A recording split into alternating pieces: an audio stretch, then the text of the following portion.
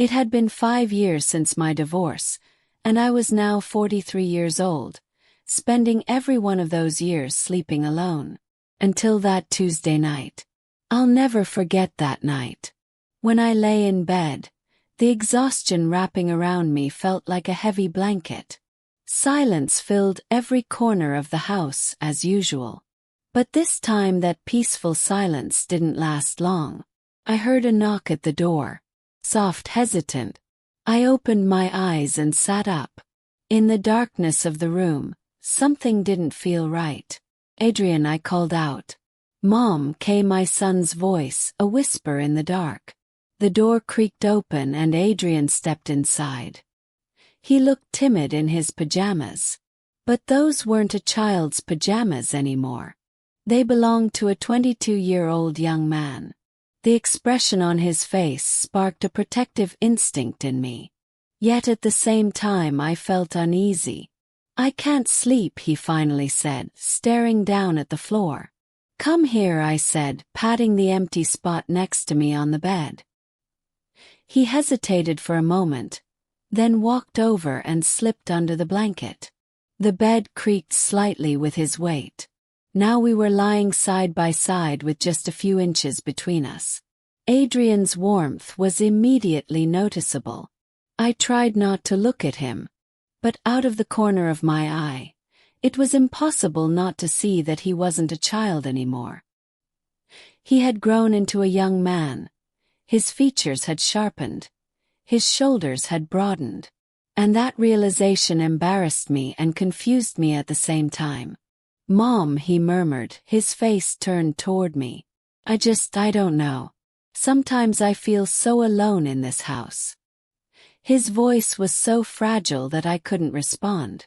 Instead, I reached out and placed my hand on his shoulder. In that moment, without hesitation, he turned toward me and hugged me tightly. The strength of his embrace surprised me. His arms wrapped all the way around me, his face close to my neck. I could feel his heartbeat. His breath was warm and steady. But the most surprising thing was how I found myself responding in kind. As I hugged him back, a strange flutter stirred in my chest. Adrian's face moved slightly closer to my neck, his breath brushing against my skin. "Sometimes it's just too much," he said in a quiet voice. "I'm here," I whispered. "I'm always here." But inside I wasn't at ease. My heart was racing, and I couldn't understand why this warmth felt so overwhelming. There was an innocence in Adrian's actions, sure. But his hug was tighter than I had expected. His warmth closer than I had anticipated. "Thank you, Mom," he murmured. His eyes closed and finally his breathing slowed. He had fallen asleep, but I couldn't sleep. As I lay there, perfectly still, one question kept spinning in my mind.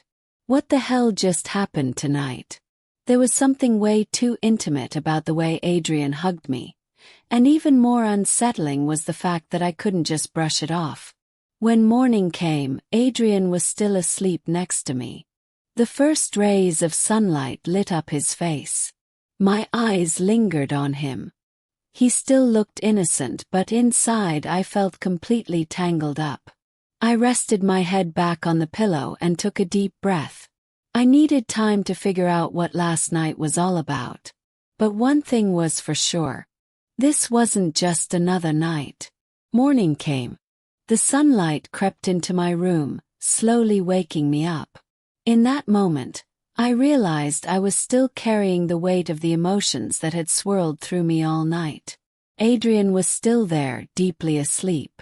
I carefully got out of bed and headed for the kitchen. I needed some time to myself, and I wanted to prepare something without waking him. Adrian always woke up late in the mornings, but today, I knew I had to do something to calm the uneasiness brewing inside me. As I wrestled with my thoughts about the night before, I started gathering ingredients for pancakes. A few minutes later, Adrian began to stir. I caught a glimpse of him peeking out from behind the door, his eyes still half closed. "Morning," he said. But there was something strange in his tone. He sounded both tired and careful. "Morning, honey, I replied, looking at him. I was trying my best to act normal.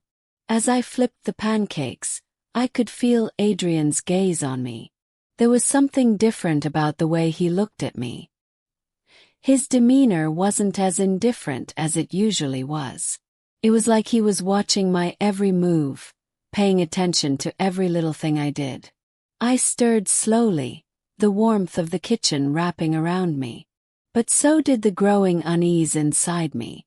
Adrian's eyes, just like the night before, were on me again this morning. But this time, there was a strange intensity in them. I noticed it. His eyes weren't just on me, they were scanning me. They were tracing the shape of my body, and I could feel it. For a few seconds I tried to ignore his stare, but I could sense he'd picked up on my uneasiness. Deep down I felt my heart start to race. But I worked hard to keep my cool, to act like everything was perfectly normal. Adrian's behavior had shifted too. Normally he was more laid back, calm and cheerful with me. But this morning there was a distance. He'd drawn a line, but it was like he was searching for the courage to tiptoe across it. His eyes, catching the morning light, looked at me like he wanted to say something. But I couldn't quite figure out what. I placed the pancakes on a plate and handed it to him. "Enjoy," I said a bit gloomily. When Adrian took the plate, his hands gripped it briefly, and his eyes met mine for a fleeting moment. Again, it felt like he was trying to see something deeper in me. I noticed the nervous reflection in my own eyes. But Adrian didn't say a word. He just sat down at the table. Throughout breakfast, he didn't look directly into my eyes even once. But every time I moved, his gaze shifted down from the ceiling, landing back on me with that same different intensity. It was like he was hyper-aware of every small thing I did. This wasn't something we'd ever experienced before. The turmoil inside me grew. Something within whispered, "You need to figure this out now." But I still didn't fully understand what this was. It was the way Adrian's glances and behavior created this deep emotional confusion in me. And now, in the kitchen, surrounded by the warm smell of pancakes, that strange tension lingered. Something was stirring inside me. But I resisted it. I was fully aware of Adrian's eyes on me. But all I wanted was to do my job as a mother. This morning was supposed to just be about breakfast. But the warmth and uneasiness coursing through me as the sunlight crept in, they felt like something entirely different. As night approached, sleep started to weigh on my eyes. Something felt different. I could feel it, but I couldn't figure out what it was. As the night went on, the loneliness in my room grew heavier. But this time something had shifted. Adrian's behavior toward me seemed to be evolving into something else. Slowly, I drifted into sleep, though I found myself opening and closing my eyes throughout the night. I could feel something coming, but I didn't know what. Suddenly I heard a noise. My eyes fluttered open. In the dark room, I could make out a shadow moving slowly. Something inside me trembled, startled. Everything blurred for a second. But then I realized that shadow was Adrian. He had stepped into the room through the slightly open door. My eyes shot open and my heart started pounding. My son, in the middle of the night, was in my room. Despite knowing I was supposed to be asleep, Adrian's eyes glinted in the darkness with the intensity that reminded me of the night before. For a moment I tried to focus my gaze. What was I supposed to do? The confusion inside me grew louder and louder. Adrian being in my room at this hour was strange enough, but it also felt like some kind of echo. Only this time it was different. His eyes, his demeanor, the way he stepped closer to me, it all carried meaning. Adrian took another step forward. He moved closer, and with the only light left in the room, the moonlight, I could see his face a little more clearly. His eyes were more determined than I'd ever seen them. Deep inside, something screamed at me. Don't. Stop it. But in that moment, Adrian suddenly leaned in and pressed his lips against mine. It all happened in an instant. For a moment, everything froze. Time stood still. In that instant, it felt as if the world was spinning around me. But I was motionless. My son just a step away. And as he left a kiss on my lips, all my emotions tangled together. This wasn't something a mother expects from her child. In that moment, it made me feel as though my heart suddenly started pounding wildly. I quickly pulled away and tried to push him back. Stop, no, I said breathlessly. My words seemed to vanish into the air like a whisper. Adrian pulled back, leaving a trace of what seemed like disappointment in his eyes. But he still stood there, tall in the room. Adrian, this isn't right. Don't do this. My voice trembled, my head spun, and my body was soaked in sweat. I couldn't control the feelings inside me. My son approaching me this way, how terrifying, how complicated it was. But on the other hand, I couldn't deny the attention, the focus he was giving me. But this wasn't right. I had to remain a mother forever, right? The intense gaze in my son's eyes, a gaze I had never seen before, shook me deeply. My heart was pounding so hard it felt like it might burst, but I knew I had to pull myself together. Adrian took a step back. He remained silent without saying a word. But the silence grew deeper in the darkness. Then Adrian came closer and once again placed a kiss on my lips. His hands moving down from my neck, first to my waist, then to my hips.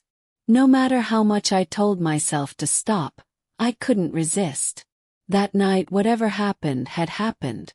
I woke up in the morning trying to understand what had transpired. Adrian wasn't beside me, and I was alone in the room. I took a deep breath, trying to collect myself. I left the house without saying a word. There was a weariness in my eyes, an emptiness in my chest. My steps felt heavy, like I was lost. As I fought within myself, the only thing I knew for certain was that I needed to understand what had happened. I was questioning what I was feeling, but everything with each passing second seemed more and more complicated. That night, whatever happened had happened. By morning, everything felt like a dream, so tangled.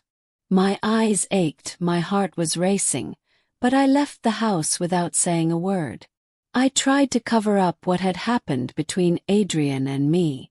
As I struggled to understand, I decided to suppress all my emotions, to erase it all. But something inside me was breaking. I was questioning myself. Why did I feel so mixed up? I felt like I was lost in this chaos. My son was no longer just a child.